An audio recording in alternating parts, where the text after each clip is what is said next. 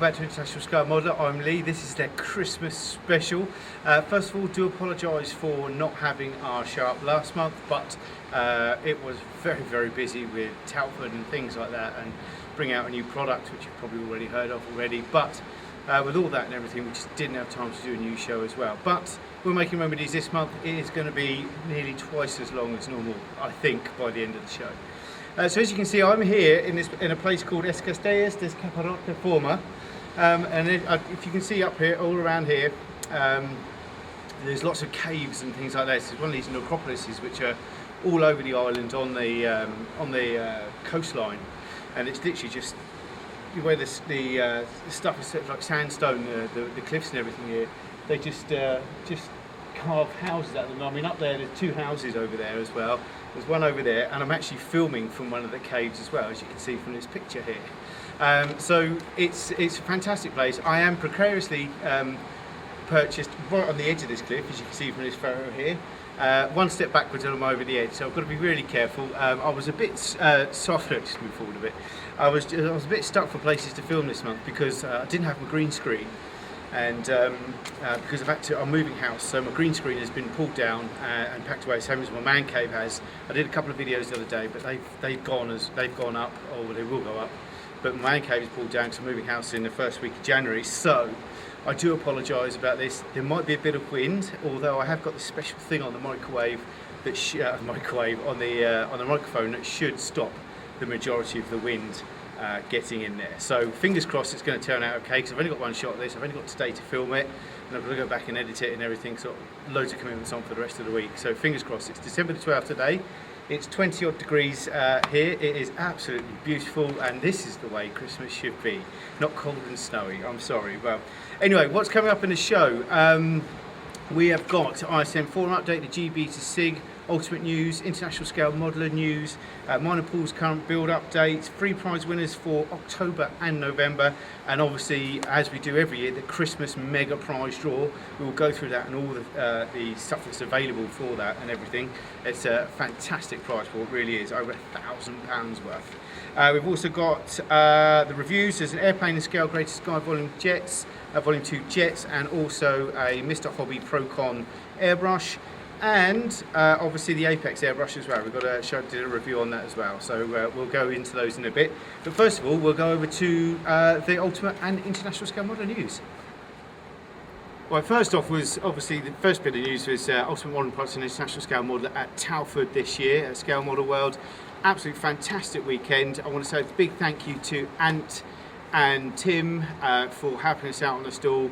Very much appreciate, guys. We couldn't have done it without you, that's for sure. It took us hours to set up and take down as it was. Without those 2 extra pods, we would have been absolutely stuffed. So thank you very much, guys. Really heartfelt thank you for that. Also, I just want to say a big thank you to our tea girl, Ivan. Thank you very much. It's lovely cups of tea and coffee. It was great to meet old and new faces. Obviously a lot of the RSM crew were there and hanging around for a couple of days, which was great fun, good laughs and everything. Had a few bevies each night as well, so it was a fantastic weekend and can't wait for next year. Hopefully all the same people and more will come next year. It would be great if you could. So thank you very much. So we're going to go to Ultimate News now. Now, obviously, I think you know that the big news is, I've got to be careful when I walk here because I am literally right on the edge. And there's a few that like to see go over, but I'm not going to. There's the Apex airbrush has been released last week. Absolutely fantastic. Paul and I have been working on this bit of kit for 8-9 months now. Where we've been testing it through all different conditions, making sure we've got it right, got all the extras and the added bits the same. Made by a well-known American company that has been badgering us for ages, but it is one of their models that we've improved upon, added bits and bobs and from other things, and made what we consider an excellent airbrush. Now, in a minute we'll show you the video of that and Paul reviewing it and going through everything with you. But just to run you through a few things on it. I mean, it is something that we've developed for quite a while, and you know, we've kind of done it so that you don't have to keep swapping needles and things like that. I mean, that was one of the main problems that we had. It's really annoying when you've got to swap 0.2 in, a 0.35 out, and into a 0.4 or something with different paints and different things that you want to do. So we went for what's called a progressive needle. Now, a progressive needle is a 2-stage tip. and it means you get really fine. You just press down slightly ever so much, a little bit, and you get really fine lines. And as you open it up a bit more, the spread pattern gets wider and wider, so you can do base coats and all sorts, and clear coats and all sorts of things with it. It really is, for the normal average modeler, it is a one system, or one brush does all. It really is it's a one size fits all thing, and it will help you to stop. You won't have to have 16 airbrushes on your desk. I mean, I've got several for different jobs, and the only reason I have that is because we have them so that I've got one for clear coats, one for nasty stuff, and one for normal acrylics. But this would negate the need for loads of airbrushes unless you're like myself and Paul, where you want one for each sort of job. It really is a handy bit of kit. It comes with a 0.35 needle, which is middle of the road, but so because of the progressive tip, the two-stage tip, it does mean you can get down the lines the same as a 0.2 could quite easily.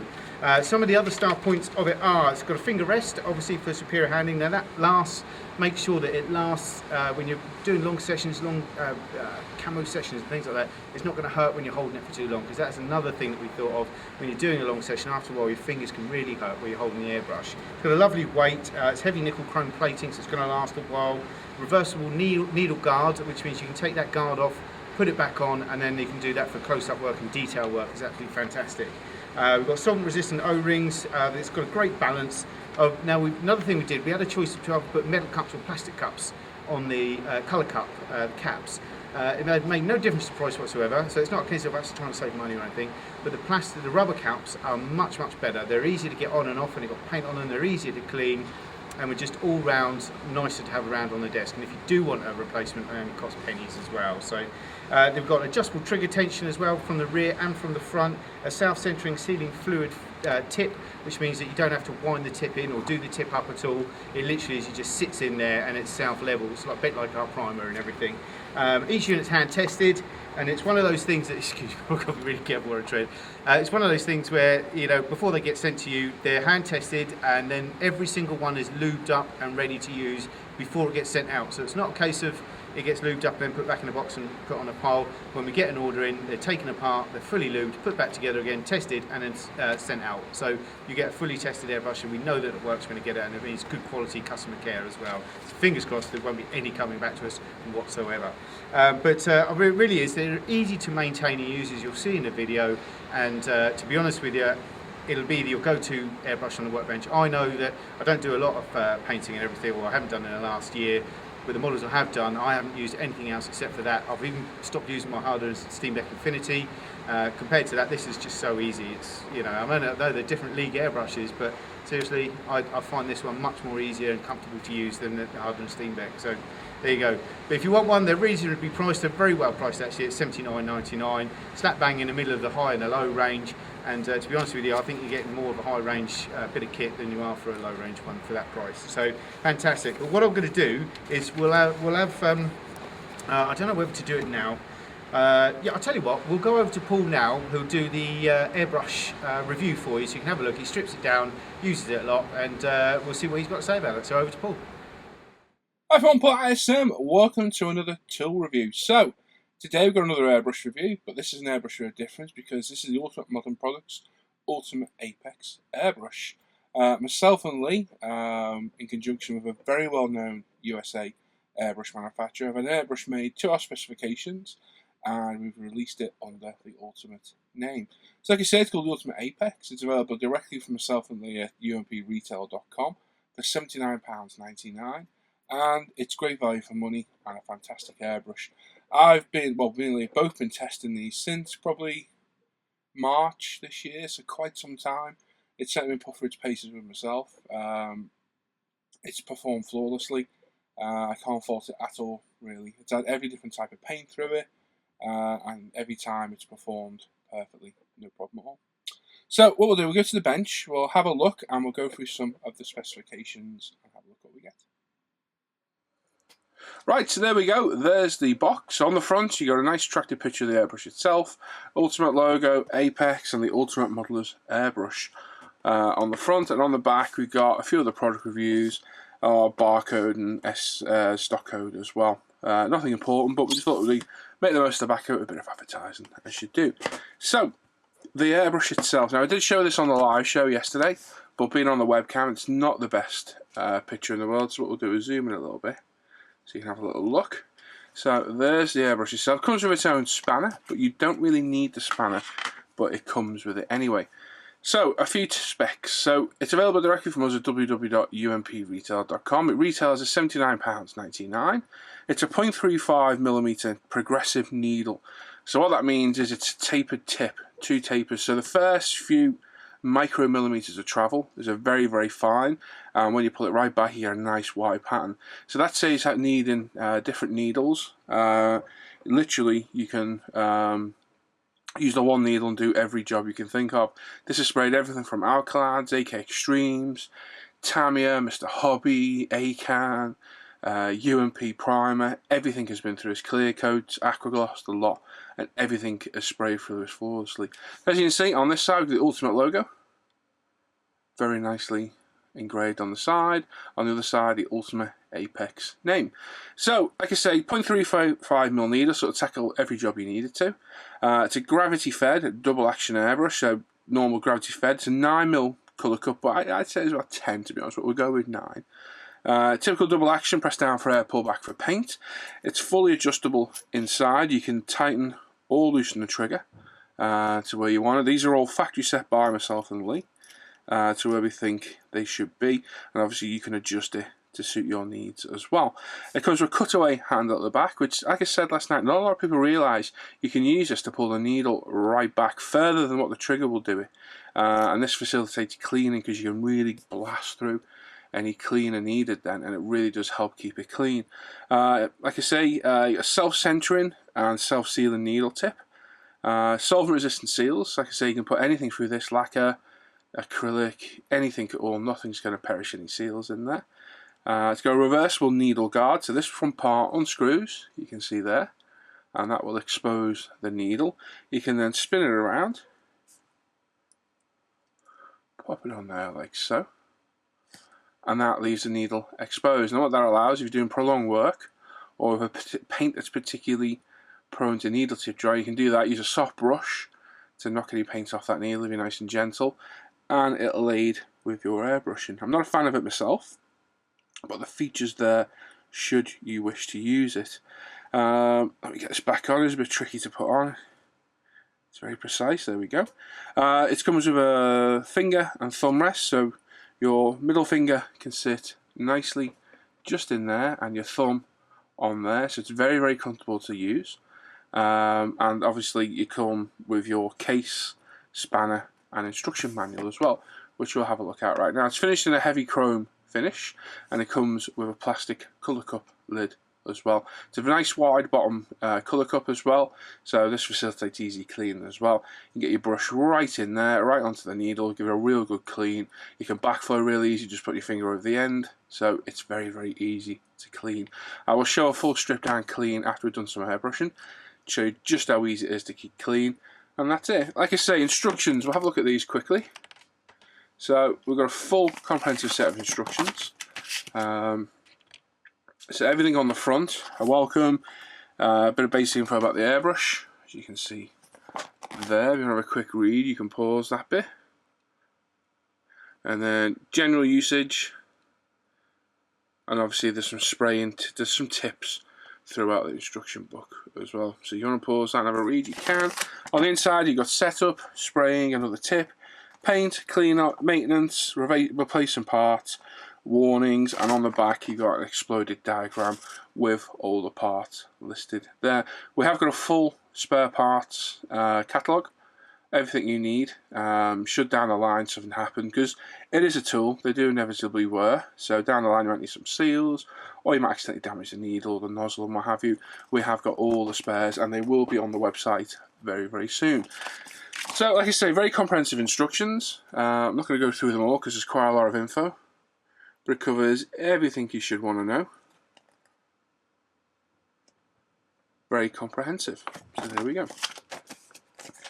So, what we'll do, we'll head over to the spray booth. I got something to spray, and we'll show a demo of it being sprayed. Now, something you will need if you're using quick releases is a quick release adapter. It's a 1/8 BSP adapter, so it'll accept any most airbrush hoses, and then you can put on your quick release like all my airbrushes have, and then you can use your quick release to pull on and off as you go. So there we go. So head over to the spray booth and we'll do some spraying. Okay, so we're over in the spray booth. I've got the Ultimate Apex. It's got its quick release on. I'm going to connect it to my hose like so. Job done. No problem at all. I'm going to chuck a little bit of cleaner through just for good measure. But it is clean because I cleaned it out earlier. Now what we're going to do, we're going to use my test plane, Steve. We're going to spray this wing in primer and then a couple of colours to simulate a camo pattern as such. And we'll see how we perform. So I've got some UMP grey primer. Like I say, this airbrush handles that absolutely flawlessly. I'm going to put the booth on, unfortunately, I have to. Not much you can do about that. Give the primer a good shake. Put a bit in there. Test our flow. No problem at all. Obviously the primer's a nice thick paint, and we're going to prime this gold side. So we're just going to prime it like normal. So as always, put a very mist coat down of the primer.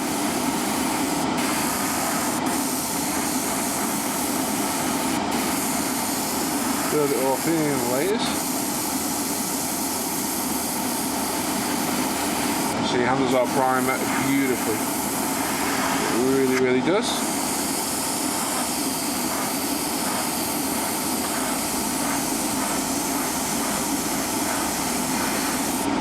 So we've got a nice even coat all the way along.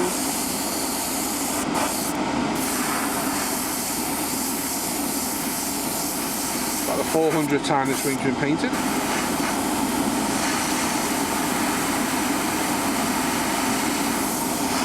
So there we go. Primed. Absolutely perfect. We'll just do another light mist over. No problem at all. Now, it's a 0.35 progressive tip, so as you pull back wider, it does allow a wider pattern. With the UMP primer, we can literally do a couple of mils to a full-on inch fan pattern, so it really does give a good variety of spray. I'm going to clean the airbrush out. I'll show you how I do this, as always. So we've emptied out the paint, a little bit of UMP cleaner, probably a bit more than's needed, but I'm a little bit generous with it. Get a brush right in there. Like I said, that nice wide neck really does allow nice easy cleaning. No drama at all, give that needle a little pull back. But then we'll grab some tissue. We'll give it a bit of a backflow. The finger at the end. Trigger away. Tip away what you don't want, don't ever spray it through the airbrush. Get out most of the gunk from inside the cup, we spray it away. And we're probably 90% clean. I'm going to go another one. Another backflow. Backflowing is probably the quickest way to clean your airbrush. Very, very effective. There we are, we'll pop that away. At the end, obviously you're going to get paint collected on the end. The airbrush itself, an actual wipe. And there we are, spotless. Not a trace of primer in there whatsoever. Absolutely spotless. So put that to one side.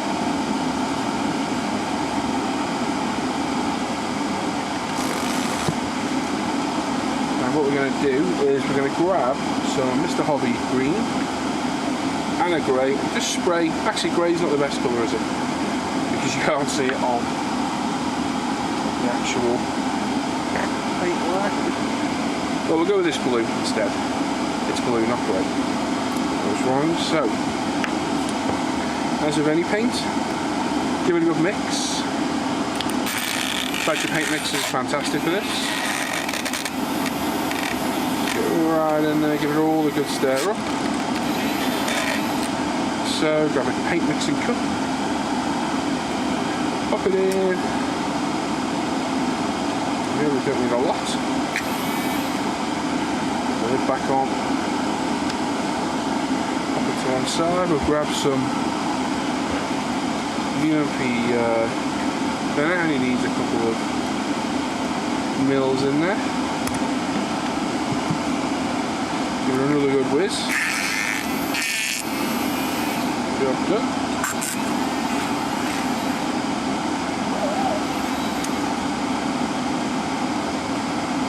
And then we'll pop it in the brush.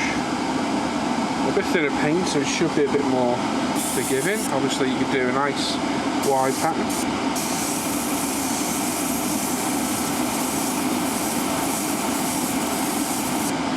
And thin enough to write your name. Obviously, you thin the paint more, you get a much finer spray pattern.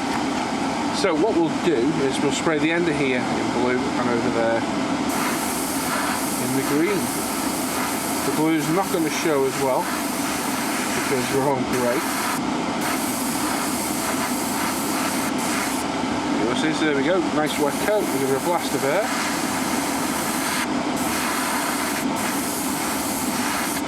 We're not putting the paint down thin, we are feeling quite thick. I think there is a gloss paint as well. Just cut to air, dry it all off. It's a semi-gloss, that one. As you can see, it gives a semi-gloss. How ironic. So, a little bit of paint left over, we're going to tip that back in to there. Spray what we had. Quick clean with some UP cleaner. A back load.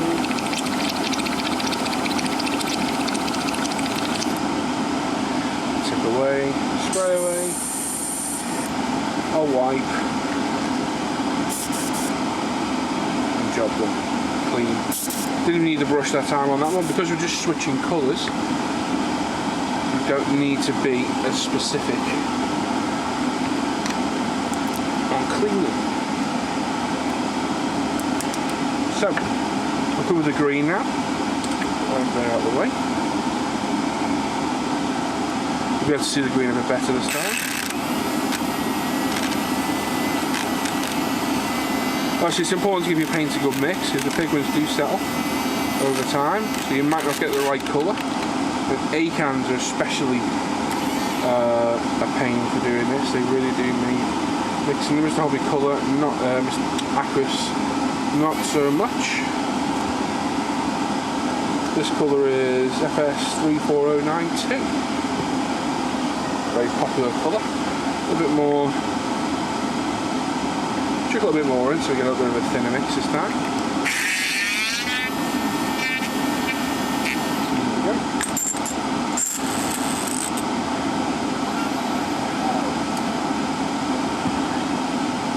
Pop that out of the way, airbrush is clean, pop that in. There you go, you see with the slightly thinner paint, do a lot thinner lines. So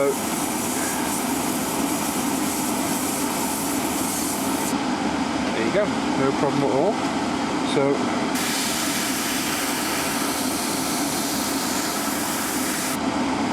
trying to pre-shade or post-shade, you could do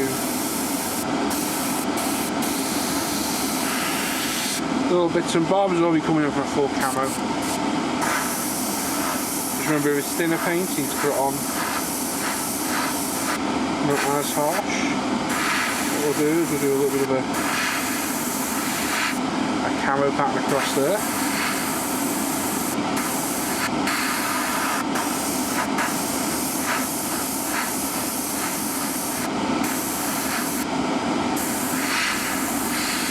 Put to air, and it will dry right before us.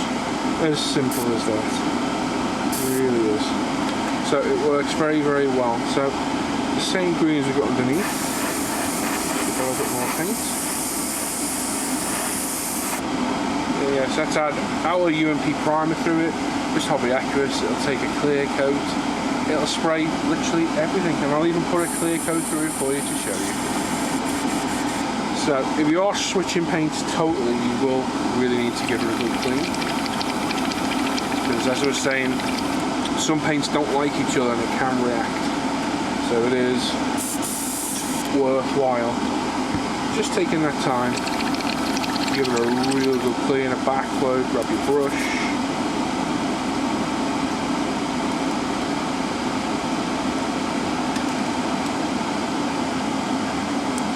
camera there. Pull the needle back, get the brush in there, give it a little bit of a twist. As your needle's back and you're gentle with your brush, you'll be fine.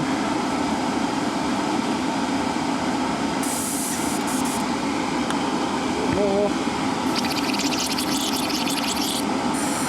Right, so what we'll do, we'll chuck a little bit of aqua gloss through there, just to show you that it will handle a multitude of different paints. We're nice and clean in there. Just a little dash, or quite a bit actually if I look at it, never mind. Aqua gloss. Like every time you change your paint, check the flow. Just going to give it a quick blast of air to make sure it's dry. I mean, you'd never ever spray just quick over it.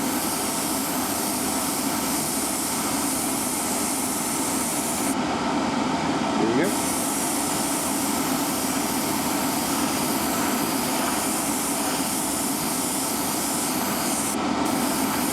Dry it off a little bit, we'll come back for another coat. Nice and warm, and it's not 25 degrees, so it's going to dry really quick.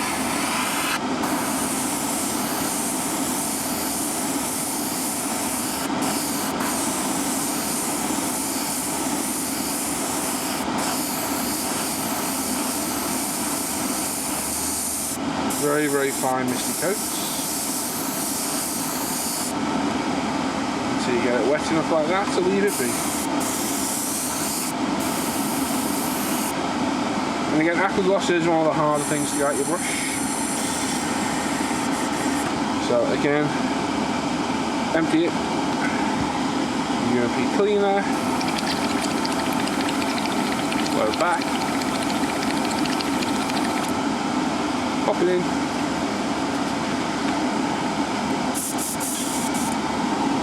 Same again.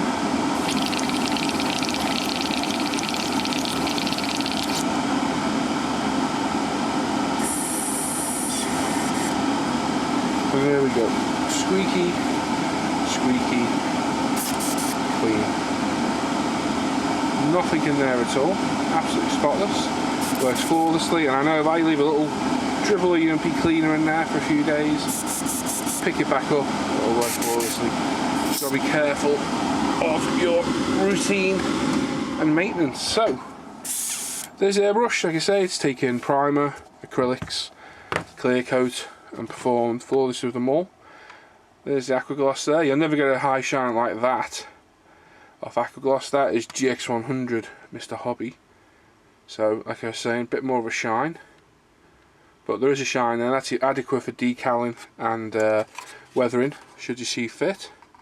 But there we go. So we got the base colours down. Sorry, we got the primer down, the base colours down. A bit of demarcation between the camos, which isn't bad at all, because it was rushed. And a clear coat. So there we go. Like I said, I've shown you the very quick, basic airbrush cleaner, which I showed in a video before. We'll head back over to the bench and I'll show you a full strip down and clean of the Ultimate Apex. Right, okay, we're back on the other bench now. We're going to quickly clean it.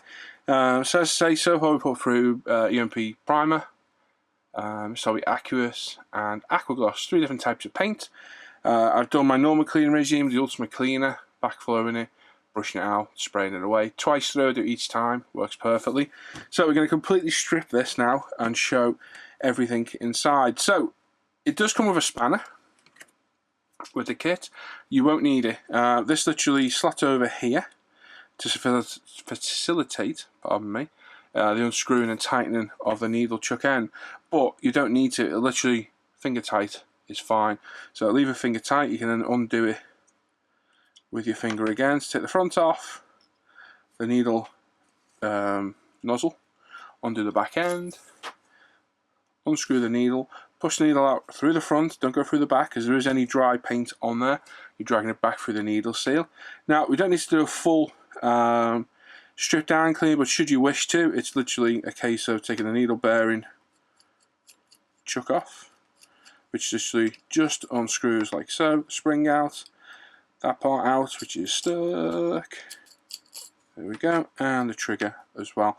Need to touch the air valve, that can stay in there, and the rest of it stays in as well. So we've got that in there, needs a little wipe over, but nothing drastic. We've got all that with the blowback and what have you, but should you wish, you can pop your airbrush cleaner all over your bench. Make any difference because it will be everywhere in a bit anyway. You can run your cotton bud in there, just inside there too. As you can see, it comes out absolutely spotless. I'm going to zoom in a little bit so you can see exactly what I'm doing. So for all intents and purposes that is clean, but what we'll do is we'll dip it in the airbrush cleaner, pop that through, give it a little bit of a clean. You see it goes right through, and it will go right through to the needle seals as well should you require. But again, it's clean, and all I had to do to get anything out, a little bit of airbrush cleaner in. I'll do that in shot, eh? A little bit of airbrush cleaner in, and I'll just flush out anything in there at all. Have a little bit of tissue to hand, and obviously you can wipe up any excess fluid, cleaning fluid. Once you've done that, give it all a good wipe around. Obviously this O-ring is replaceable on the front should you need, and it literally slots on over like so. Give it all a wipe over. Any excess paint you've got anywhere, thankfully we were quite clean with that one, and then put that to one side. Now we've got the needle itself, which is looking pretty darn clean considering it's had 3 different paints through it. What I like to do is a little bit of UMP cleaner on some tissue, pop the needle in, put it through, give it a little bit of twist as you go, do it again. It should be clean on the tissue, and there you go, spotless. That is the needle now clean. So put that safely to one side. You've got the needle nozzle end again with the cotton bud. It's still got cleaner on it, so give it a good clean round there. And again, nothing off the end, shows you how well my cleaning regime is, so that can go to one side too. And if there's going to be any paint anywhere, it will be inside this. So as usual, grab the brush, dip it in the cleaner, pop it inside, give it a twist, and out it comes. Now we'll wipe that on the tissue, and you can see clean bit of tissue there. Let's see what we got, anything off it. The faintest little bit of paint, like literally the faintest. Now anyone's ever left aquagloss in their airbrush will tell you how hard that is to get out. It's very, very tough. So again, we give it a bit of a clean through, wipe off. Absolutely nothing at that time. I think we've got one little tiny speck, but I think that was actually already on the paper, to be honest. Visual inspection of the needle nozzle, and it's spotlessly clear. I don't know if you can see in there, but that's it. Now, reassembly. I'm just going to wipe off this. Now, this is how I reassemble this airbrush. It's different for every airbrush, but for the Ultimate Apex, which is what this is about today, this is how I do it. Now, it's a self-sealing nozzle. What I like to do is a little bit of the Badger's lube, or whatever lube you use. I literally put the smallest amount on there, pop it fully home where it goes, give it a little spin, and then I know that will never stick in there. You never have a problem removing it. Put the needle nozzle housing on, do a finger tie, give it a wipe, job done. That's it, as simple as that. And then to reassemble all the trigger action and the needle bearing and what have you. So that bit goes in first, followed by this. If I can get it the right way, it'd be fantastic. There we go. That goes in there. So if you look at it, it goes in that way. Because not a lot of people say, oh my god, I've taken my airbrush to bits, I don't know what to do. So literally follow these directions, really simple.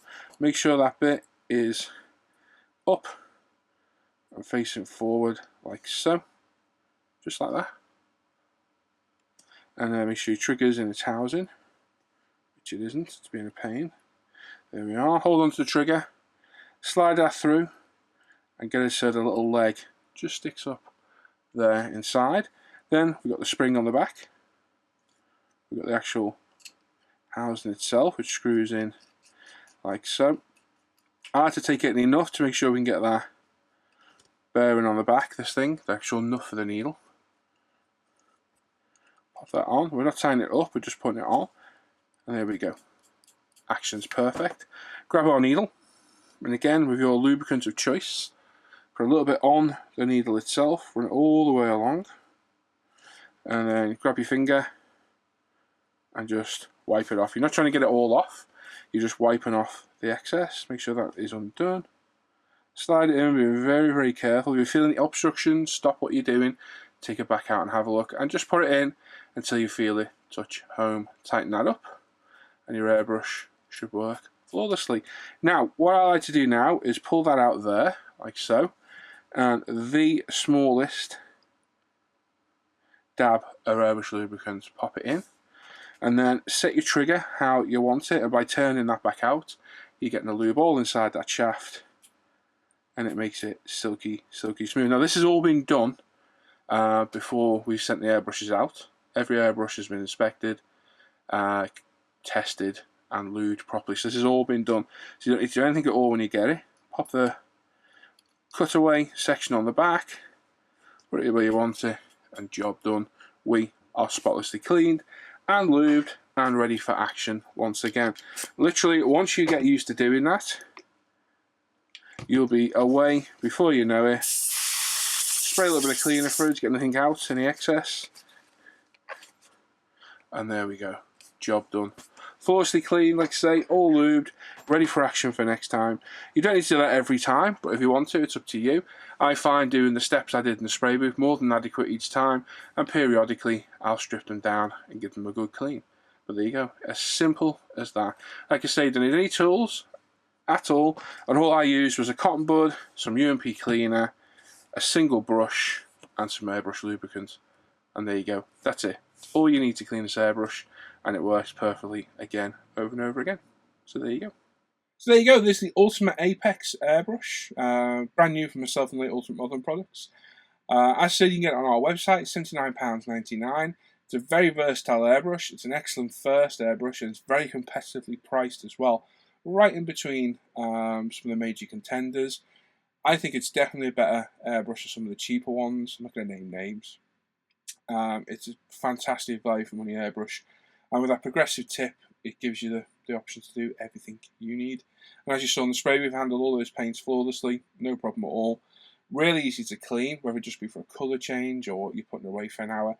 And then should you need to do a full strip down, you don't even need any tools. All you need to clean it is some cleaner, a brush, a cotton bud, and some lube. As simple as that. It really couldn't be any simpler unless it cleaned itself. Simple as that. So there you go. So go check it out. Have a look on umpretail.com. We've got plenty of them in stock. I'll be using this for, well, I carry on using it like I've been for months. It's been one of my most regularly used airbrushes of the past 7-8 months. And it'll continue to be for the foreseeable future. Me and Lee are very proud of this. And hopefully we'll see plenty of people using it in the future. Thanks for watching the review. I'll catch you next time. As always, go check out the forum, International Scale Modeler. Check out the Facebook page of the same name. You're on the channel now, so subscribe to our channel. Give the video a thumbs up, thumbs down, leave a comment. I read every single comment. I try and reply if I can, but if I don't, I did read your comments. I promise I read every comment. And obviously check out umpretail.com. And don't forget the Friday and Tuesday shows, live shows as well. There you go. Thanks for watching. Take care, and I'll see you soon. Bye-bye. Right, there you go. It is actually that easy to disassemble and reassemble and everything and clean. It's not a hard one to clean or anything like that. We've tried to make it as easy as possible. But the only way to find out is look at other reviews online or go and get your own and see what you think. But it really is a nice airbrush. We wouldn't put our name to it if we didn't think so. That's for sure. So, anyway, other Ultimate news. We have more products scheduled for the first quarter in 2017. I do apologise if the wind's making this. I've got nothing I can do about it. I'm hoping that thing's cancelling it out. And we've got 2 more products for release in the first quarter next year, which are very good utility products. Have the fingers crossed for those, if the manufacturers can get it in on time. We've also got a bit of news about Tan Model. Tan Model have confirmed the release of the 148 Buccaneer. Woohoo! And that is coming out in the first quarter of 2017 at some point, with a 172 version to follow 3 or 4 months afterwards. I can't wait for this kit, and I know a lot of people that can't wait for the kit. Obviously, we are the sole UK distributors for these. You can either buy them from us or, you know, model shops that we've sold them to or anything in the UK. Also in the first 2 quarters, they've got a couple of other models, big models coming out. It'd be interesting to see what they are. All very hush-hush at the moment. I do know what they are, but I'm not allowed to say a word, sorry. 2017 will definitely be Tan Model's year. It's going to be a fantastic year for them. It really is. The lineup and the things they've got planned for next year, absolutely beautiful. It really is. I'm really proud to be a part of it as well. Some new stuff from Retro Kit that's just come out. 5 new HAL driver heads. These were really popular and they're just little tiny resin heads, but they're ever so cheap, and they're great to have on your desk. You can stick them on whatever, pencils, pens, or whatever you want to do, or background, or dioramas, or whatever. They're fantastic little things, and we've got 5 different versions in now, so go and have a look at those. Also, Retro Kit bought a brand new bat plane, which I've done a review on, which is up on the channel. Go and have a look at that. Absolutely fantastic bit of kit, and it is really different, something that you're not going to get anywhere else, that's for sure.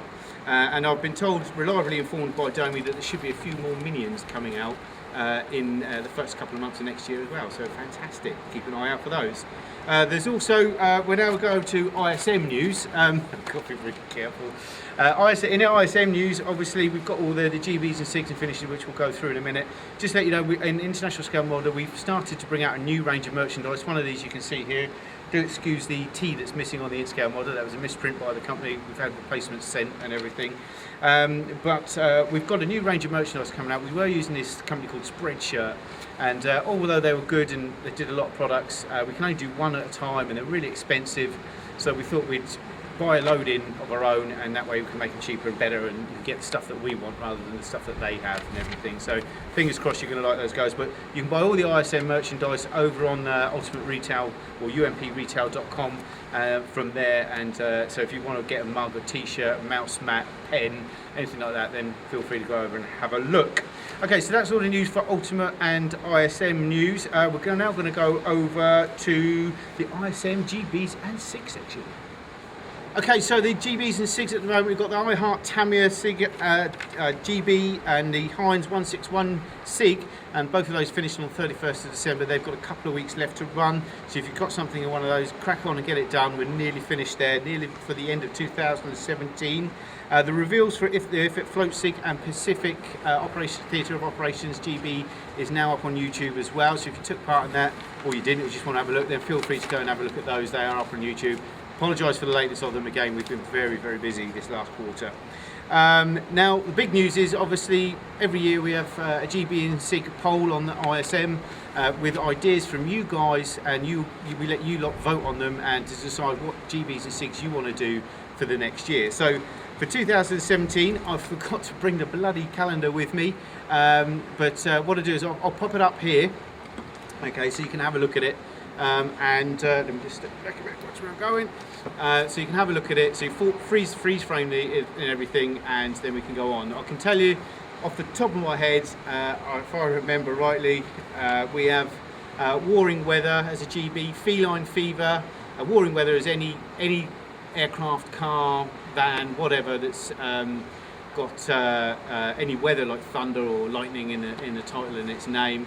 And we've got Feline Fever, which is anything with anything feline in it, like a lynx or a panther, or any of the aircraft. What's the aircraft? Sepcat Jaguar, that sort of stuff. We've also got the other GB, which is starting first, is the Winter is Coming one, which starts on the 1st of January this year. And that is basically any camo scheme, winter camo scheme, any vehicle with a winter camo scheme on it, which is great. The SIGs are a little bit harder to remember. I cannot for the life of me remember what they all are. They are on the site. We've put them up on Facebook as well, and they are on the site, on the GB and SIG section of the site. The calendar's up there for you to have a look at. It's here as well, so you can always freeze frame and zoom in on this as well if you want to have a look. So I do apologise about it, but I was in such a rush that I completely forgot my notes and everything.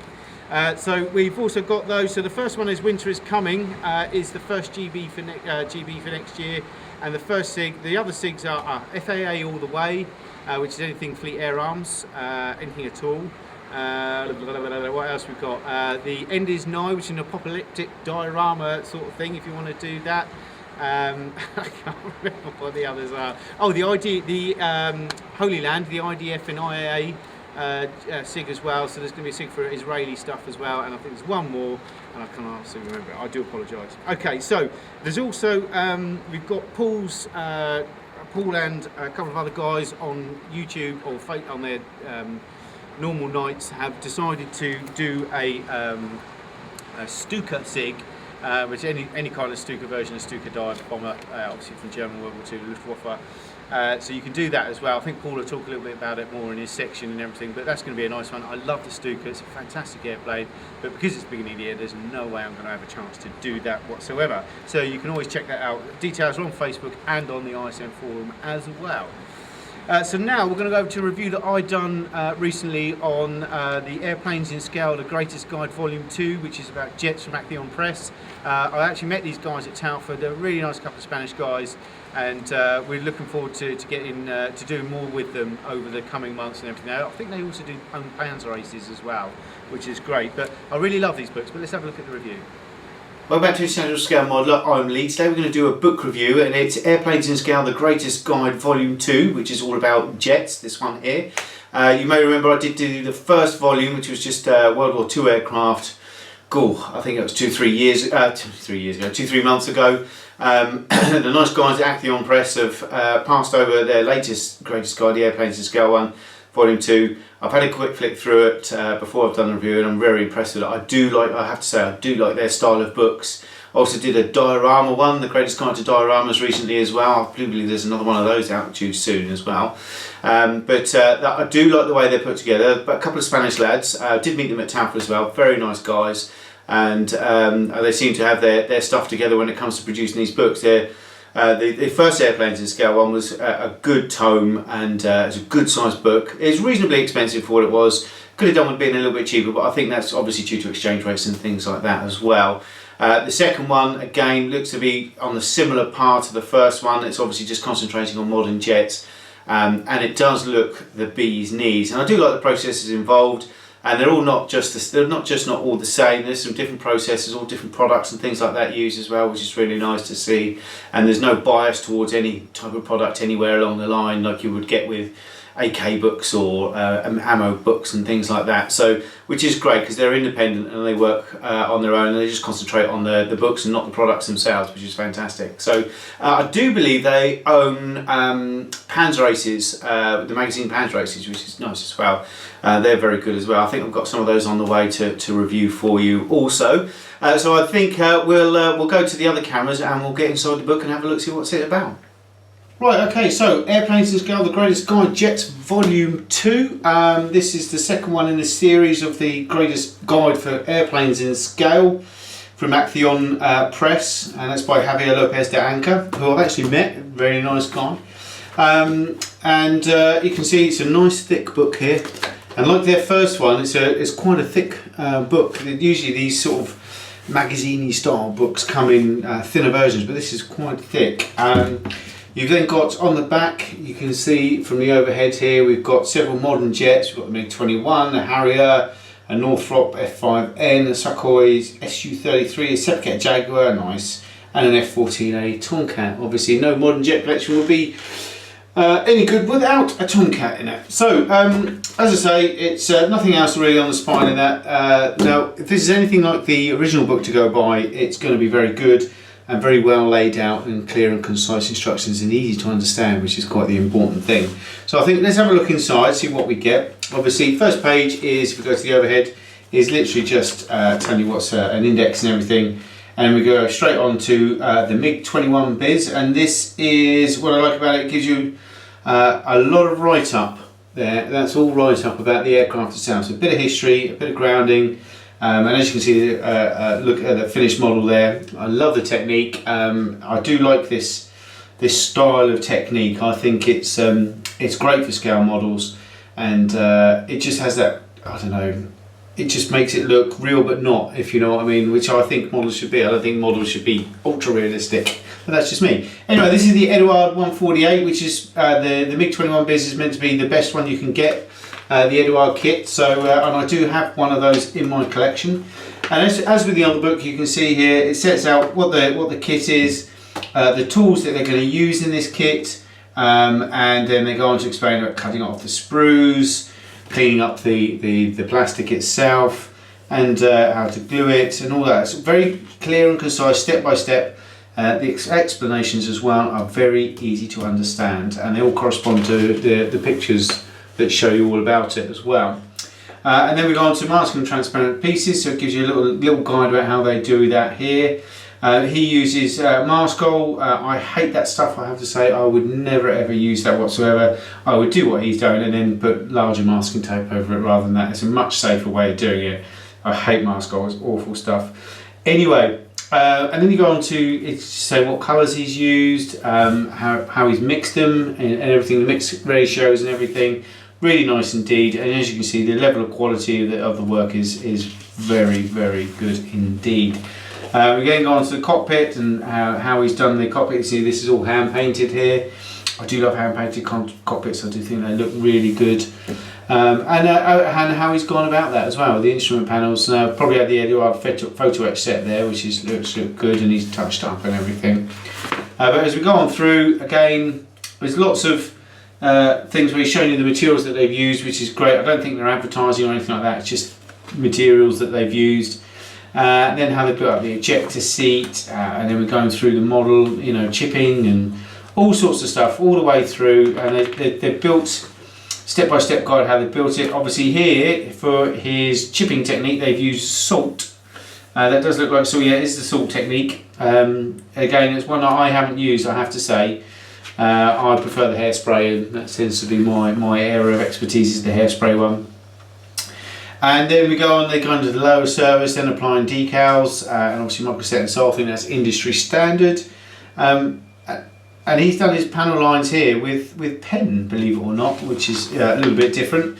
And then they've gone on and used how he's done his weathering with oils and things like that. And he's done the dot process, which you see along a lot of AFE and things like that. And then how he's done the panel lines on the armament as well, which is with a pen, which again is quick and easy, I would imagine. But I have to say I prefer the wash method. And then it's going on through, and then we've got pictures of the finished article, all very nice indeed. And that's a good step-by-step process of how they've achieved the effects that they've achieved on this aircraft, which I think you'll agree does look really good. And then you go on to the Harrier and things like that. And this is a Trumpeter 132 Harrier, so it's going to be a bit of a beast. And again, it's the same processes involved as they've done on the first one. A bit about the kit, the aircraft itself. And then how to build up the cockpit, the steps and processes involved, the colours they've used, how they've weathered it. Obviously they've used an enamel wash on the inside, which has come out really nice indeed. And as you go on through, and it's pretty much the same all the way through for each model. They show you what they've used, how they've used it, and the colours they've used, and the results of that use as well, which is all very handy indeed. And again, it's built up how they've used the weathering, what colours they've used, how they've applied those colours, and the techniques themselves. And as you can see, again, it built up into a fantastic weather with model with some really nice weathering. I've got to say, these style of models, the way that they've done theirs is ever so slightly cartoonish, I think, and I like that. I actually like that style. This style appeals to me. And it's how I don't like overly weathered stuff that a lot of people batter the crap out of it and things like that. It kind of annoys me when it's too over weathered. I like this you know, cartoony type effect. I really do. I mean, like this F5N from Northrop, again, it's really accented. The panel lines are really heavily accented and things like that. And they've done the post shading effect and everything on there. I think did you do the black basing on the other ones? I'm not sure. Let's have a quick look. Just flipping through it. Now, I'm not going to go through every single model. No, he's done a grey base there. I thought he'd done a black base, but he hasn't. But you know, it's like this as well. Instead of using the decals in the kit, he's actually painted it himself, which is great. Which is really what you should do. You get much better effects and things like that. But as you can see, the effects build up as you go through the book, and we can keep going and going on all the aircraft. But it is all pretty much the same, and showing you how you build up, how his style of building and weathering and painting and everything. And to be honest with you, it obviously works for him, because I think they're stunning models. I do like the overcooked, as I say, I love the overcooked style. I do like that. I don't build models for them to be exact replicas of the real thing. I build models that look pleasing to my eye, and I think that's how everyone should build models, to be honest with you. And these certainly are pleasing to my eye, and it's a great book. If you're an aircraft modeler, if you've just started, or if you've been doing it a while and you want to look at new techniques and things like that, lots of information, tons and tons of information, and it will give someone that's new to aircraft modeling or modeling in general a step-by-step guide of the materials they've used, how to apply them, the stages to apply them as well. A lot of people get confused with when should I do this and when should I do the cockpit and when should I do the legs and the wheels and things like that. And it gives a process and a step-by-step process all the way through, so it makes it very easy indeed. So I do like these books. They're set out very easy to read, comprehensive, and you know, it's a picture of the author there, very nice guy. And I have to say that I like these books from Action Press, and I should be adding more of these to my collection as well. I think there's a second one for the dioramas coming out soon. I think there's some AFE ones amongst other things. I think they've got quite a few lined up for the future, so hopefully we'll get copies of those to review in the future as well. But I mean, the price of this I've already flashed up at the beginning, because we can get it from emodels.co.uk in the UK. It doesn't have a price inside. The other one, if I remember rightly, was about £39–40. I would imagine this would be about the same, or possibly a little bit lower, but you would have had the price anyway already. I think that if you want to do stuff in a different style, they're great instructional books because they do give you the whole process from start to finish. A lot of books concentrate on the artwork, and they look at the finished model and they kind of skip a lot of the processes involved. These don't. It's nuts and bolts all the way through. So a big hats off to these. I think as far as books go, reviewing as a book guide, it's a 9 out of 10 for me. They really are very good. I mean, it's very hard to get a 10 out of 10 on a book. I think there's always something missing. But the thing is, they give you a bit of information on the aircraft, the process involved, and that's a thumbs up from me indeed. And this is volume 2, so go and get the first ones where if you're into your World War II aircraft, they do one for that as well. So that is Airplanes in Scale, The Greatest Guide Jets, volume 2 from Action Press by Javier Lopez de Anca. And that's a total recommend for me. Go and get one if you're really into your books and things. I love reading through these. They're just good to read, you know, without even having to build anything. So until next time, take care. Bye-bye. Right, well there you go. I actually love those books. I think they're well set up, very well thing, and if you've got spare 30 odd quid, I think it is, for those ones, they're well worth it. They're very thick, they've got a lot of information, a lot of processes in there as well. So go check those guys out. Right, okay, we're going to go on to the free prize draws for, we've got October's and November's this month, because obviously we didn't have a show last month. So we'll go straight into it. October's prizes were a Tacon 135 King Tiber with interior from E-Models, and from Ultimate there was a thinner, cleaner bundle. And November's prizes were from E-Models. We had a, let me just check my notes. It was a Wingman Models 148 Alpha Jet in Belgium Air Force, and from UMP it was a 25 gift voucher to spend on our site. So from E-Models was the 135 King Tiger from Tacon with an interior, and the winner of that was Rally Chef, and Rally Chef was from Cumbria in the UK. So well done, Rally Chef. Excellent win there. Great little kit that looks like. I say little, probably not so little. And from Ultimate we had the thinner, cleaner bundle, and the winner of that is Snowman 819, and Snowman 819 is from Japan. So well done to Snowman 819. If you two could PM me your names and addresses on the forum, that would be fantastic, and we'll get these prizes sent out to you ASAP. Alright, over to November's prize draw. And in November's from E-Models we had the Wingman Models 148 Alpha Jet from the Belgian Air Force. A great looking kit by the looks of it. And the winner of that is Martin 57 from Oundle in the UK. Well done, Martin 57. And we go over to the UMP one, which is a £25 gift voucher. And the winner of the £25 gift voucher from UMP is Filmman 586, who I believe is Lou from Connecticut in USA. Well done, Lou, and well done to Martin 57. If you guys could PM me your names and addresses on ISM, that would be fantastic, and we'll get these prizes over to you ASAP. Filmman, Lou, I'll just need your email address. I think you have an account on UMP already, and I will get that gift voucher sent out to you ASAP. Well done to all four of you. There's some great prizes there, some great winning. Well done, excellent prizes. And I think now we're going to go over to the Xmas Mega Prize draw. Okay, so the ISM Xmas Mega Prize draw, every year we do a massive prize draw at Christmas for one lucky winner. And this year, one lucky winner is going to win £1,000 worth of modelling equipment and models and all sorts of stuff. Last year, We had £1,300 worth by the end of the competition. We've got a lot of prizes from a lot of people already, but they will be added to over the coming weeks up until the draw, and the draw will be on the 31st of December. Last year it was on Christmas Day. We're a bit late with the show this year, so we're going to give everyone an extra couple of weeks to register and join in as well. So what I'm going to do, I'll go through the prize list for you. I'm going to squeeze right over here so we have enough room to put everything up, because there is a lot to do. So from International Scale Modeler, there is an ISM mug, an ISM t-shirt, an ISM pen and an ISM mouse mat. We've got a Meng 135 Shilka SPAAG, a Dragon 135 JSU 122S tank destroyer, an Italieri 124 reefer trailer, an Airfix 172 aircraft of aces set, an Italieri 124 road section diorama, and a land combat book and an air combat book, and that's all from just International Scale Modeler. From Ultimate Modelling Products, there is a mega pack of Ultimate Primer, a mega set of washes, a mega set of sanders, thinner and cleaner bundle, PE placer and some burnishing liquid.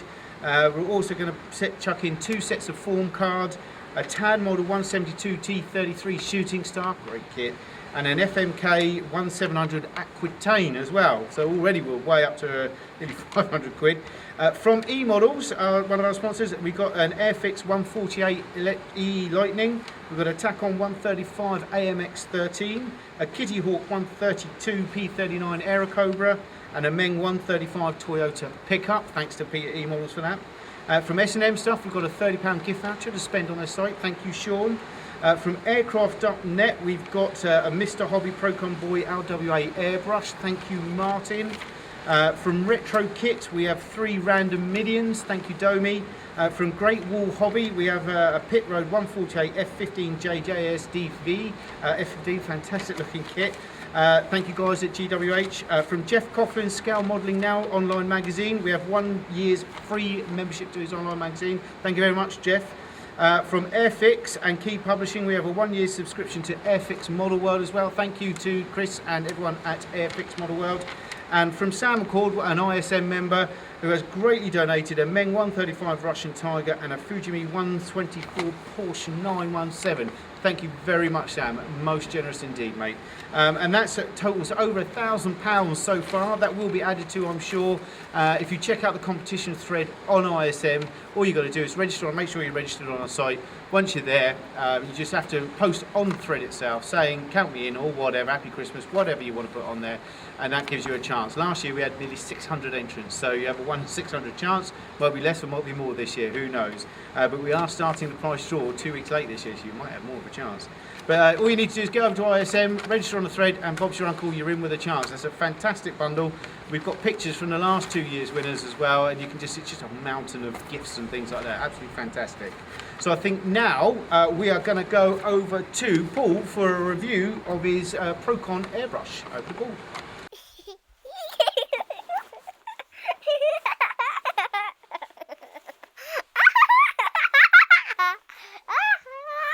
Next we're going to go to the build section, mine and Paul's build section. We're going to have a look at mine first, my very small MEGA build section, but I do have one this month which is absolutely great, which is very rare indeed. As I've explained in the video, I am moving house at the end of at the beginning of the year, the first week in January. So my man cave is now stripped completely. So I've done a load of videos which I'll release over the Christmas period and everything for reviews and things like that, kits. But it's been hard work. It was very sad breaking it all down, very sad indeed. So over to me. Okay, so my bench, as you can see from these half empty shelves and everything, I've started clearing my bench now. I started packing it up ready for a house move. In fact, literally after I finish this video today, I'll be packing up the rest of this, which is going to look a bit weird. And I'm so sad. But obviously I've got a big studio in the house that we're moving to, but that's going to require some work, so it might be a while before I do any more videos. I would imagine probably not until into February before I do any sort of like bench videos like this. But I will be starting my video series. I'll be starting doing video series next year because I'm in the studio. It's going to be a lot easier for me with this beauty that I recently received from Poacher. Unfortunately I want to do a review of it. I can't do a review of it because I just don't have the space here. but that will be the first review and build that I do in my new house in the new studio. So I can't wait for that. Obviously, I've also got to do a review of this, which I've got at Talford, the Catalina PBY. That's going to be fantastic as well. I can't wait to get stuck into that and have a good look through that. I've obviously having a play with it and had a look through it, but it's an exceptional kit, and so is that Poacher. I mean, both exceptional things, and I'm hoping to get both of those done next year. I need to do a big kit. I really want to get stuck into a big kit. I should do the Poacher, and I should do that as a build series as well. So that's going to be, hopefully I'll have that done over the course of a month or two. And I'm actually going to make time to do that because I really want to build that and get that up on display and things like that. So that will be done. That's the plan for next year anyway. But what have I done since the last video, which was a couple of months ago? Not a lot. Obviously I've had my 3D printer. I've done loads of different things on the 3D printer. A couple of things I wanted to show you really. One of my favourite things I've done so far is this. Now this is, as you can see, it's not far off hand size. This is 75% size, printed at 75% size of the actual file. I am going to do a much bigger one. I think I'll do one at 150% size, which is going to be that yay big. So you can see that there. So it'll be, well, 75% size will be double this. So it'll be, I mean, how high is this one? This is 14 centimeters, so the other one's going to be 28 centimeters. It's going to stand right up here, and it will be what we've got there, 8 centimeters wide, so 16 centimeters wide, which is pretty much the maximum limits of my printer. So that is going to be fantastic. I mean, that took in itself, how many hours did that take? I think this was about 14 hours it took to print that, with just 10% infill as well. But it's quite a complex thing. I printed it in normal, not fine as well. No, actually I printed this in fast. And I'll take it to the overhead so you can get a better look at it. As you can see, absolutely fantastic bit of 3D sculpting. Whoever did this really did it well. And nice, good care and attention to detail. I've got to still do a little bit of cleaning up here and there, just a bit of sanding and things like that, but this hasn't had any sanding whatsoever. The top's a little bit rough, which where it's doing the centric circles right at the top, but you can see how smooth that is. Fantastic, and that's on fast print. So if I put that down to fine print, it'll probably more than double the time of it, but it will come out ultra fine. That printer is fantastic. I really am impressed with it. But that has got to be my favourite thing that I've printed so far. In fact, it's on my desk in front of my computer and everything. I absolutely love it. I've done one for my son as well. He liked it so much he wanted one in his room. I'm still debating whether to paint it up. I've got to say, I might just put some alclad over that, do the eyes and odds and sods, or I might wait until I print the big one out and ultra fine and then do that. What else was there? Also on the 3D printer I've done this. Go to the overhead, and I'm going to have to zoom right in for this one. And as you can see, this is a free file that someone on our site sent over to us and said, look, you know, this artist is doing this. And as you can see, Stormtrooper with his face mask blown away with a skull inside. You can see this, I've put some putty on there because it was really rough, because it was printed like that. So there was some gaps on the bottom. So it's a bit rough on there, but once I've sanded that filler down and everything, that'll look absolutely fantastic. And I'm looking forward to painting that as well. That's going to look good when it's finished. Just like a little bust sort of thing. I might, do you know what? It's, looking at it, you know, I hadn't thought about this, but do you know what? The size isn't too far out, is it? On my Bandai Stormtrooper. Do you know what? That doesn't look out of place, you know. That really doesn't look. Let's just zoom it out a bit so you can have a look. But that really doesn't look out. You know, I hadn't even thought of that before until now. Oh, well, that's a new project. I think I'm going to have to get another one of these Bandai Stormtroopers, and I know exactly what I'm doing with it. Sorry matey, but you're going to be decapitated. And another one I'm going to put on there. That's going to look really good on there. Oh, Really, look, there's more things you do on camera. So that's that. Model wise, oh no, we've got another printed thing. Anyone who's into a certain franchise will know exactly what this is. This is something else that I've printed. Came out really well. I've printed it white and I've put obviously a few coats of Ultimate Primer on there, all ready for painting. But that's going to look good. Now that is a little diorama I've done for the Aliens NPC to go on. APC M577 is it? Yeah. So, but I think I'm going to print another one a bit bigger. And with the words "Building Better Worlds" on there and Weyland-Yutani Corp at the top. So that's this one's going to be a bit of an experiment one, but that only took a couple of hours to print, actually, three hours or something. So that was really good. And this is the sort of stuff you can get going on your printer. You know, all sorts of diorama stuff and things like that. So I'm going to do another one of those, but with words and everything. As you can see, come out okay. Once I get that painted up with the right colours and everything, I think that'll look quite funky actually. I'm sure we can find something to do with it. Right, so we've got that. Oh, the only other stuff I printed, I did print some of these, as you can see, these international scale model plaques. The overhead, as you can see, for a few people said they would be interested in buying one. I might do a few more. As you can see, I've got one up here. And I like it. I think they're quite funky. I might put some up on the site for maybe a £5 or something like that. If anyone's interested for a £5, then let me know, and I'll get a few printed and sent over to Paul so he can send them out with orders and things like that. But they're quite nice little things, and they're obviously not going to get buggered or anything like that. And I'll put little overlaps on them so you can put screws in them or anything like that, so you can put them up somewhere or stick them or whatever. So. I don't know, maybe we'll send some of those out. Maybe it might be as prizes or something like that, who knows. Model wise, I've done two things since the last update. I tried to get this finished in time, which was the FMK Aquitaine.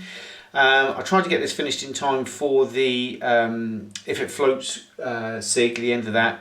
Didn't get it done in time, and then managed to carry on and do a bit more to it. As you can see, it's come out quite nice. If you guys remember how much filler I had to put on that waterline, and there's not a trace of it now.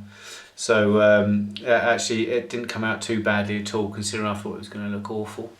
But the photo etch, I snapped one of the blades off the photo etch props, and the other one came off when my cat decided to knock this off the bench. And obviously we also lost the PE railings on the rear, which I do have somewhere, which I will be sticking back on. So I've just got to do that, put those on, and I bent all the metal masks I put in there as well, but I managed to get them back to where they were, I think. And what I'm going to do is, these I've cut safety pins up with, so they're just the right size. But anyway, what I'm going to do is, I've still got to paint the deck. It's got to be a dark grey all across there, and then put some decals on, and she'll pretty much be done. As I say, I lost the lifeboats. I don't know where they are. Painted them up and everything, and they've disappeared completely, which is really annoying. But the real one of these, as I say, we had one of the Aquitaine class in dock at Mahon Harbour here on the island a couple of months ago, and actually these weren't filled up on the model. It looks like it's like, you know, they close it up with a big sheet of metal, like a sliding door or something like that. It's actually mesh. This is very fine mesh on there, so I might find some fine mesh and just put that on there, and that'll look like the one I've seen that's actually been in the port here, which was great. And I've got to say, it wasn't really weathered that badly either. There's a couple of rust troubles, but hardly anything at all. So that one is still on the shelf and everything, and I've just got to respray the base. That's it. But that has been dropped a couple of times, and I'm surprised it's still in as good a condition as it is, considering. I'm going to have to try and stop my cat from getting in here, I think, that's for sure.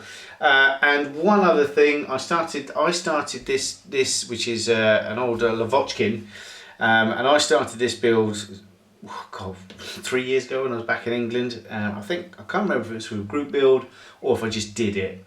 And it's been sat on the shelf of doom for God knows how long. Takes the overhead.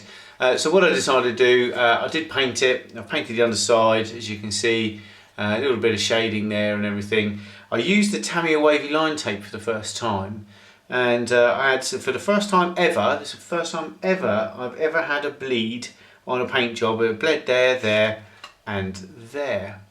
So I've got to redo that, just touch that up a little bit. Oh, and it bled a little bit there as well, as you can see. And that's the first time I've ever had a bleed on a paint job before. And it's the wavy line tape. So I shan't be using that again unless it's a real emergency.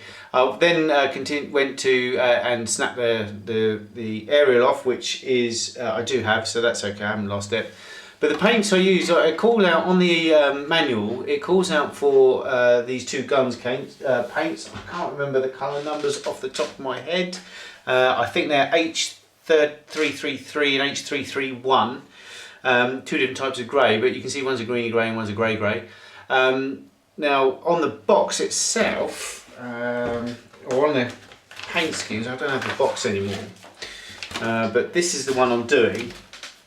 This one here, I do like that one, but as you can see from the colours on that, they look a bit more pronounced than that. So it's much more bluey. These are bluey grey and a light blue, it looks like anyway, and the underside was, but the underside is the right colour apparently. I've had a look at real life pictures and things like that, and that is the right colour. The only thing I've seen online is that the hard edge camo, it was very hard edge, but I just don't like hard edges on aircraft, I have to say. So I've free-handed the camo, but you really can't see, as you can see, much of it. I've got left to do the engine housing and things like that, and a bit of alclad here and everything. I can't even remember what the cockpit looks like inside. I have no idea, so that's going to be interesting when I do come to do it. I'm hoping with those colours though, that when I gloss that, that's going to bring those colours out a bit more, and I'm pretty sure it will. It usually does, when you gloss something, it does make the colours a bit more vivid. The problem is there, I've lost a lot of the pre-shading as well on there that I've done. You can still see it, but it's very minimal because it was very hard to see where the colours were going down and everything. So the pre-shading's in the right areas, I've still got it, it's very subtle. I'm not going to do much post-shading because I've had a look at the reference photos and a lot of these just weren't weathered as such, you know, so it's one of those models that you think, oh, you know, but they're not really that weathered, which is a bit strange really for a Russian aircraft, that's for sure.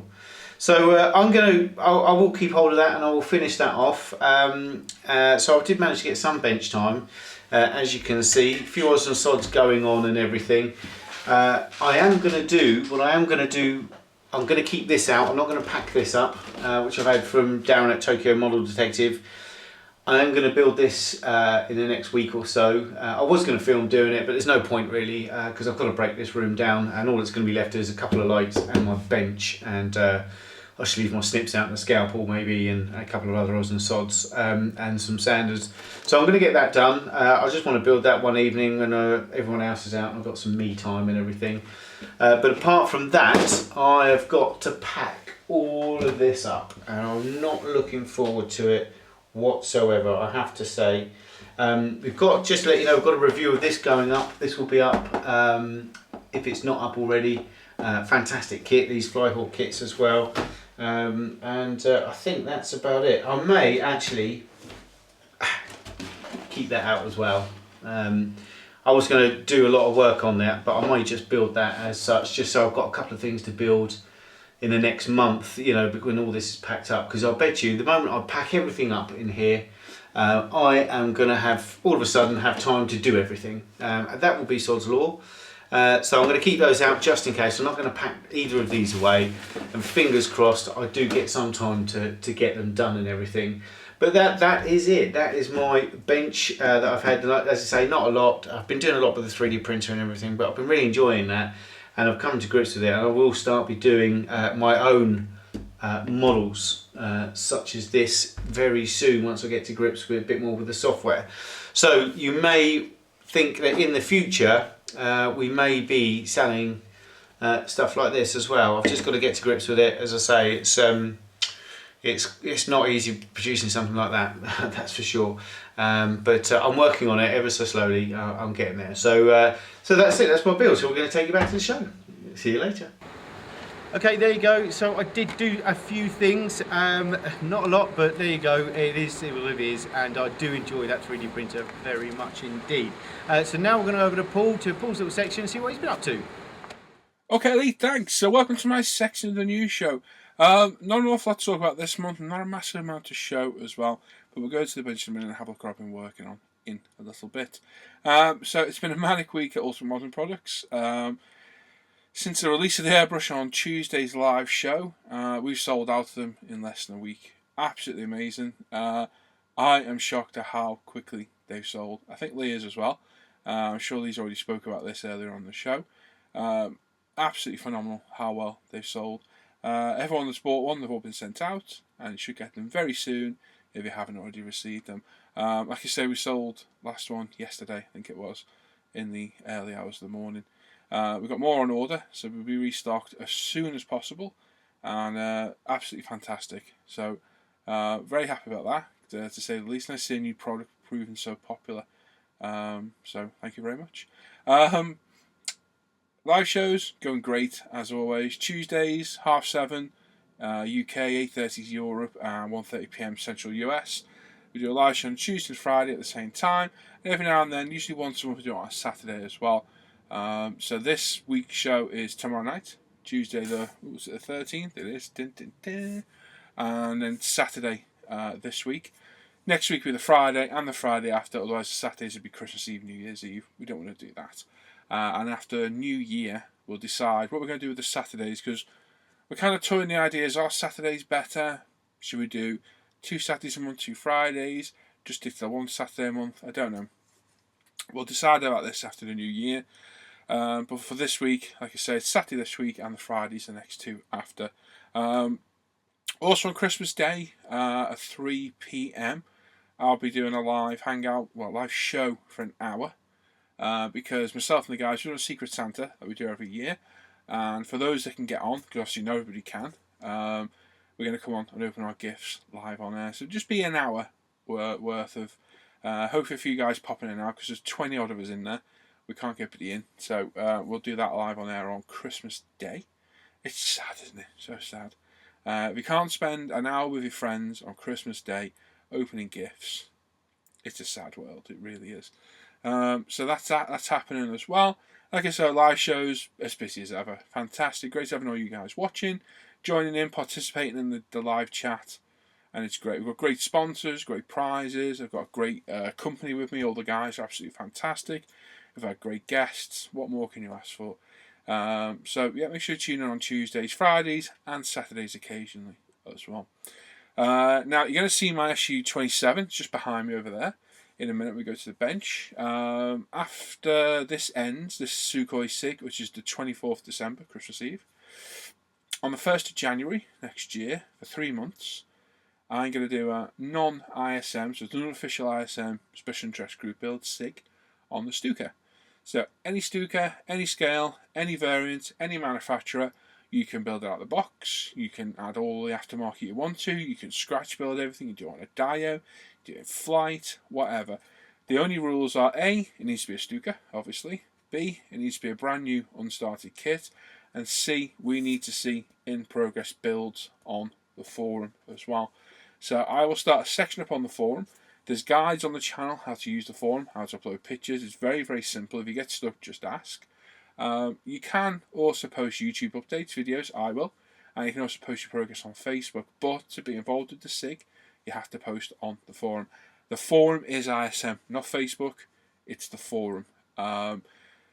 So if you want to participate, that's where you need to post. You can put your vids as well, like I say, but if you just put videos, with it being a forum, you're not going to get as much interest, because people want to see written text and pictures. They probably won't spend the time to watch videos. And it's not because they're lazy. It's because it's a forum. You come to a forum to read or look at pictures. I tend to add both, so I get the best of both worlds. But if you want to take part, like I say, 1st January, it starts midnight, so you can start midnight that night, or morning rather.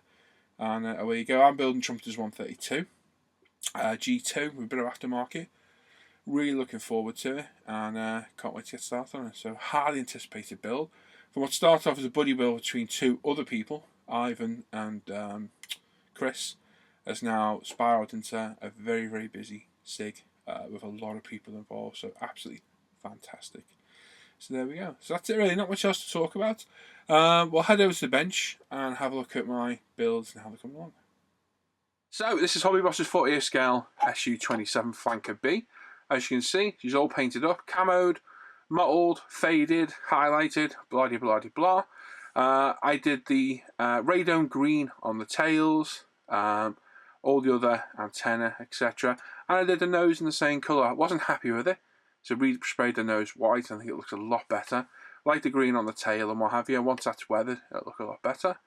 So it's all been painted, so it's all ready. All I've got to do is now decal. That's the next step.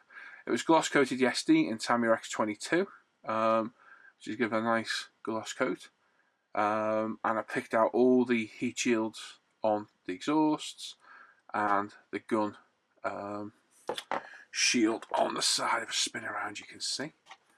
On the side, using various tones of Alclad, AK Extreme, and so on and so forth, both on top and underneath. Obviously it's gloss coated, so everything looks a bit weird. I hate them when they're in gloss coat. It just looks wrong, it really does. But it's a beautiful kit. If you're thinking about getting it, it's a brand new kit I reviewed not long ago. Absolutely stunning piece of engineering, and it goes together flawlessly, really, really does. The only issue is on these sections here where they join up. Need a little bit of fettling to get them in, but other than that, absolutely brilliant. Lovely kit, and who doesn't like a Sukhoi Su-27? Beautiful, beautiful aircraft. So, like I said, I've got decal to do. I've got the Bergamot stencil set, which is immense. There's got to be over 300 decals, and the ordnance as well, which is an immense amount of decals for, and the main markings as well. So, hoping to start those either tonight or definitely be on the live show tomorrow on Tuesday. You'll see me doing some decaling on this. The ordnance is built up, just needs sanding, priming, painting, decaling again as well. And then we can move on to a wash, then some weathering, landing gear, and that's it. It'll be done. I want it to be weathered. I don't want it to be absolutely battered. So most of my weathering work was done with the airbrush on the paint. Can't really see it now. It's been lost in the gloss coat, but should come back when we dual coat it. Same for underneath. And once we get a wash down on it, probably, I don't know what should I use on this, UMP dark dirt. Might be a little bit dark, so I might mix it with some concrete or something.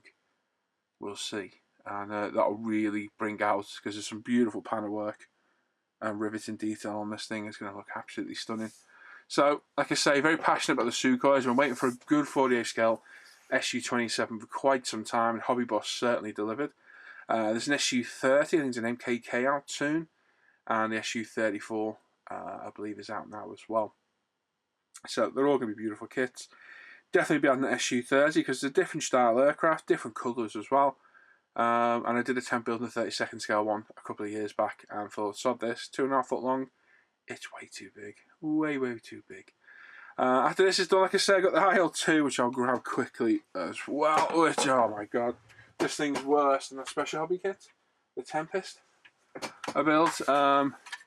It's fighting me a tad. There's the wing root joints, as you can see, beautiful.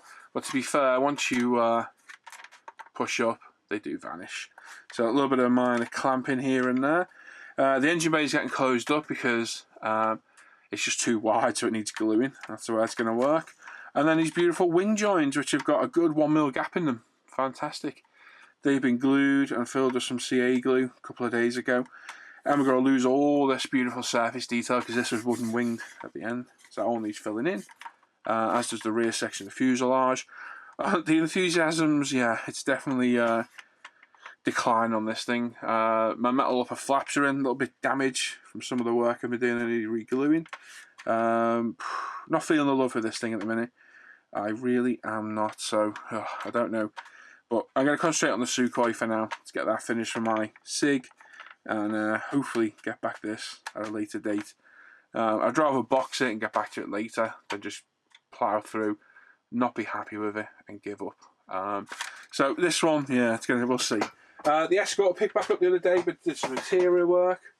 I'm not going to show. I showed it the other day on my bench update, and the bike is back out, the NSR 500. Because I'm not building for the mag anymore, I'm going to show the ZXRR instead. I can show that. So if you want to see that, go up to the bench update from the other day, my last one, and I think they're in there. So that's it. So on to this 27s build. Probably go back to my SU-24 as well. I was building for Brett's Bomber SIG. And then come the 1st of January, I'll be on to my Stuka. So really, really looking forward to that one. It's going to be a good, interesting build. Right, so there you go. There's how my current builds are coming along. Like I say, next year we've got some great GBs and SIGs, all different varieties, subjects, the lot. And I've got some great builds planned for that as well. So the calendar's up on the forum. It's in the GB6 section. You go and have a look. It's all there. Pick your builds, pick what you're going to do, and you can plan it through the year should you wish. So looking forward to some of those, especially the FAA Fleet Air Arms, which is my SIG. So really excited about that one. And I've got plenty of good builds planned for those. So fantastic. So there we go. Not much else to talk about. Like I say, check out the live shows, Tuesdays, Fridays, and the occasional Saturday. Make sure you come join us. If you're not watching before, it's great. You get to sit, you get to talk. We show what we've been working on, anything we've bought, new kits getting released, prizes throughout the night. We've got some great sponsors from eModels, Veterans Models, Air-Craft.net, Ultimate Modern Products, and some of you guys are unbelievably generous and send me stuff to give away for free as well. So brilliant. So there you go. I'm going to take you back to Lee. Thanks for watching. I'll catch you guys around, and I'll see you soon. Bye-bye. Okay, thanks Paul for that. As you can see, he's not been as prolific as normal, but he still has been a very busy boy as always. Just remains to say a big thank you to all our sponsors, eModels, S&M Stuff, Aircraft.net and Ultimate Modern Products, and all the other little sponsors that come in here and there all across the board during the year. Big thank you for your support in 2016, and again a massive thank you for your continued support in 2017. Without you guys, we couldn't actually give all of our members the fantastic prizes that we give out every month and on GBs and SIGs and things like that. So thank you very, very much. All it remains for me to say is I hope you all have a very Merry Christmas and a Happy New Year. Much merriment and models and tools and shiny things for the man cave and things like that. I really do. Until next time, take care. Bye-bye. Jingle bells, jingle all the way. Oh, what fun it is to ride in a one-horse open sleigh.